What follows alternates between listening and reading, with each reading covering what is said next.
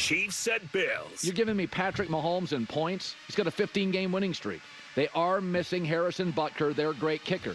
J-Mac points that out. Maybe that's a thing. But Patrick Mahomes has been great against this team. 15 touchdowns, 5 picks. And DeAndre Hopkins, wow. Before he got there, the Chiefs gave you 231 yards passing. Now they give you 273 yards passing. The passer rating has gone from 82 pre-D-Hop. Mahomes' passer rating now is 102 with D-Hop. It's a different offense. And this worries me. The offense, 3 straight games for the Bills, season high in pass attempts.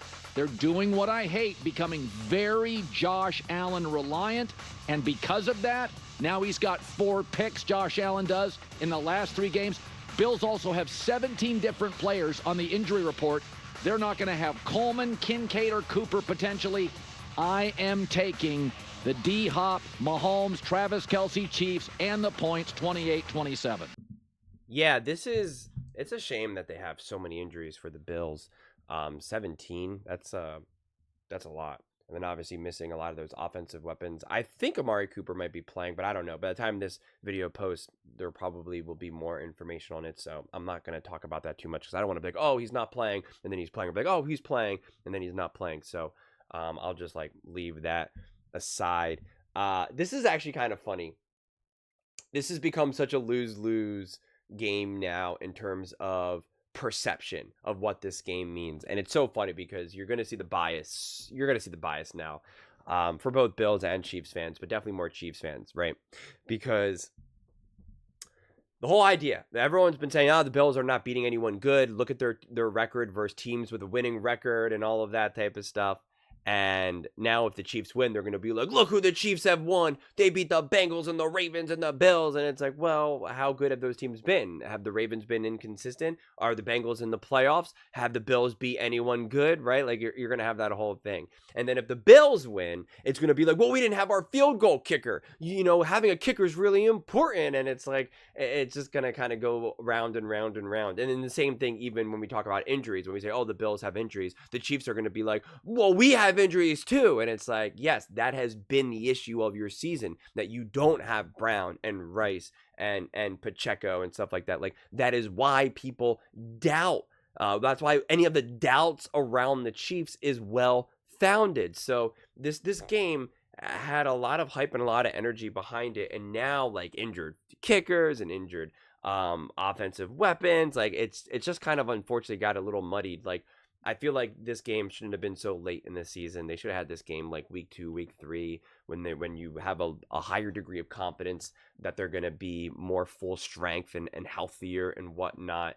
Week 11, lots of people are banged up. So it's going to be interesting, honestly. I can't gauge where this game will go and how the injuries will affect them. I think they signed the Chiefs signed the kicker off of the practice squad for the Jets. I think I want to say, I might be making that up. I'm pretty sure it was a practice squad player, and I have no idea how to gauge how good a field goal kicker is off of the practice squad, and I don't know what that's going to do for the Chiefs offense. Are they going to trust their kicker? I think Andy Reid does a great job of putting players in positions to succeed and giving and instilling with them the confidence and trust. So it wouldn't shock me if the Chiefs sign this field goal kicker and they rely on him to make a 58-yarder and he drills it, right? That is absolutely the Kansas City Chiefs way. All of those players are empowered. It's why they can bring these players that have not really had a ton of success in other places, bring them to KC, and then boom, they look like legit stars. So that is definitely a testament to the culture and the existing players, and obviously coaching as well for the Kansas City Chiefs. But yeah, I hope we get a great game more than anything. I wanted to post this clip more so because a lot of times this is these types of clips for these specific predictions everyone jumps to comment on Sunday. So I always like to get these clips out because everyone goes there and if Colin's wrong, everyone's like, oh yeah, Colin, you thought the Bills were going to lose this game. How about that? And if the Chiefs win, it's like, that's right. Chiefs win, undefeated, 100 games in a row. Let's go.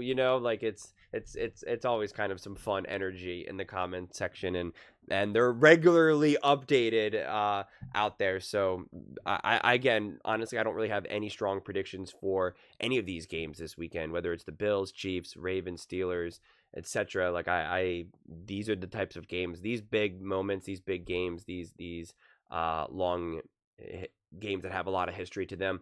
I really just like to sit back and watch and not have any strong opinions. And I'm very clear that, especially for these types of games, the Bills versus the Chiefs, the Ravens versus the Chiefs, the Ravens versus the Bills, like, it's just, to me, those games with those quarterbacks, it is just the absolute definition of any given Sunday. It really is. It is just the absolute definition of, like, Josh Allen could go on an absolute tear, right? He could go 35 for 42 and rush for 100 and can be an absolute ball out. Patrick Mahomes can be an absolute magician. And it wouldn't shock me if he throws for 5 touchdowns, 3 to D-Hop and 2 to Travis Kelce. It's like, I just have no idea, man.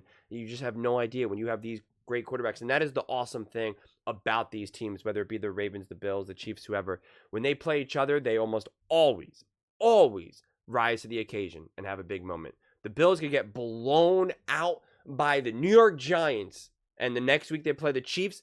It'll be a duel to the end. The Chiefs, their offense did not really look that great against the Broncos. I know the Broncos have a good defense, but still was obviously not that great. Wouldn't surprise me if they put up 28, 35 points against the Bills. And it wouldn't surprise me if the Bills are able to keep up and put up those points as well. So these games are just so unpredictable, so fun. I imagine many people have the Chiefs, but it was interesting. As soon as the Butker news got released, I know even a lot of Chiefs fans have now come out and saying, ooh, I don't feel good about this now. So I find that interesting. So this video, more than anything, is a platform for you guys. Like, I'm really curious, how do you see this game unfolding? How do you see the injuries playing a factor into this? Do you think the Bills got it, the Chiefs got it? Let me know in the comments below. I read every single comment, so whether you agree with me or disagree with me, either way, let's get in some discussions. Let's get in some fights, but ultimately, let's just have some fun. And please do consider subscribing. We are building an amazing community here, and I'd absolutely love to see you part of it. I want to build something that we all genuinely feel connected to, something that we're really excited to be part of. I think we're on our way to doing it. And please don't forget to give this video a thumbs up, as it really does help with the visibility and the algorithm. Thank you so much, and see you next time.